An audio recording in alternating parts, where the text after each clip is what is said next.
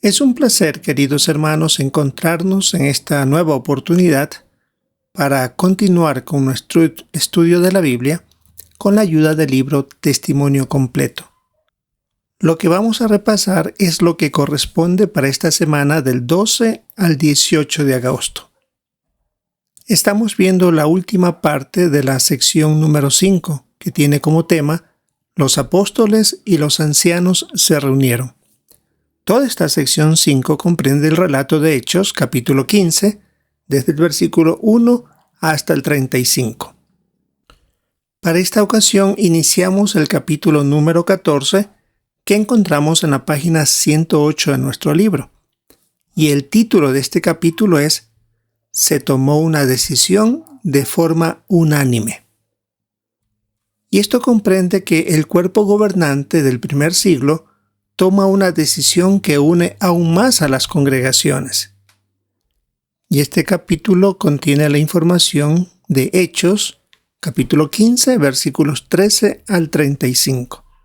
Así que vamos analizando los 6 primeros párrafos de este capítulo 14 y también tendremos un recuadro que revisar. Empecemos con las preguntas 1 y 2.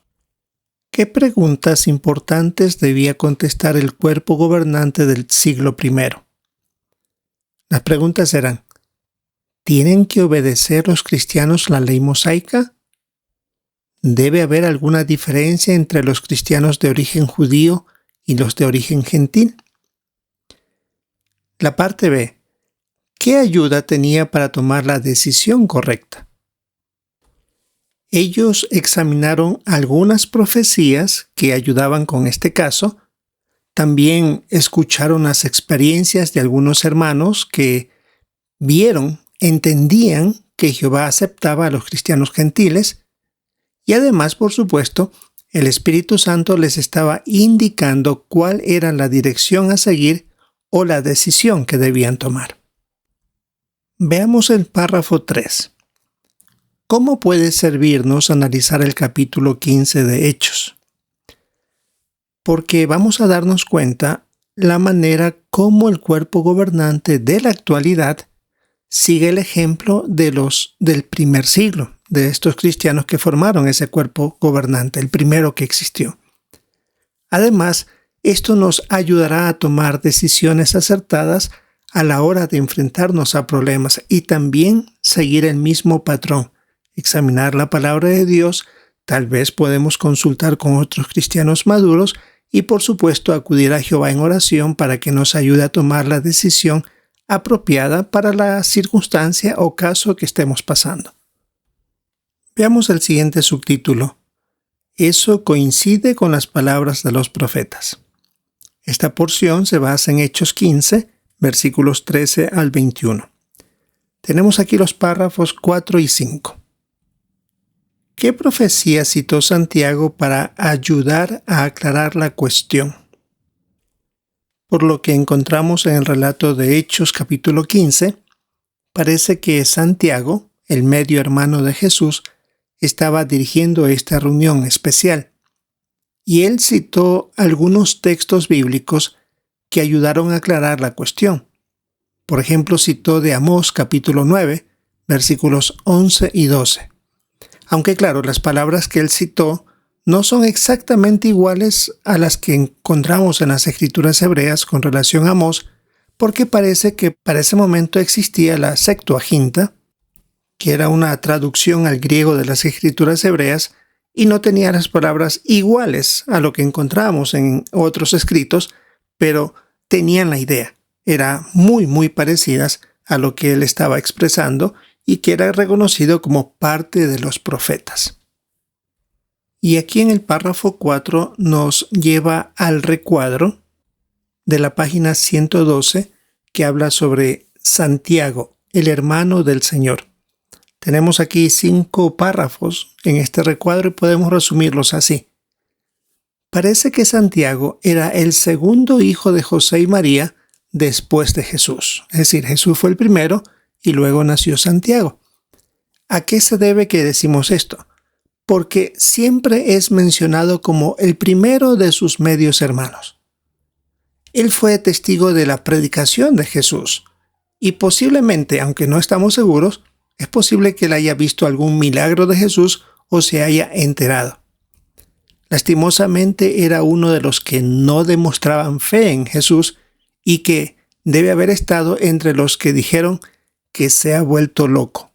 Esta expresión quedó registrada en Marcos capítulo 3, versículo 21. Tal parece que durante los siguientes 40 días después que resucitó Jesús, en algún momento de ese periodo, se le apareció a Santiago. Es posible que este suceso le haya hecho llevar a aceptar que Jesús era el Mesías. Y sabemos que se le apareció a Santiago porque el apóstol Pablo lo mencionó en la primera carta a los Corintios 15:7. En el Pentecostés se menciona a Santiago, eso fue 10 días después, donde está Santiago, su madre y los demás medios hermanos de Jesús están orando con los apóstoles, según el registro de Hechos 1, versículos 13 y 14. En el siguiente párrafo se indica que con el tiempo se convirtió en un miembro muy respetado de la congregación de Jerusalén. Lo sabemos porque, por ejemplo, en el relato que menciona Hechos 12, versículos 12 y 17, el apóstol Pedro estaba en la cárcel, fue liberado y él lo primero que pidió es que le informaran a Santiago sobre este hecho. Por lo tanto, eso demostraba que él ya tenía una posición especial dentro de la congregación. Tal parece que él dirigió la reunión cuando se trató el asunto de la circuncisión.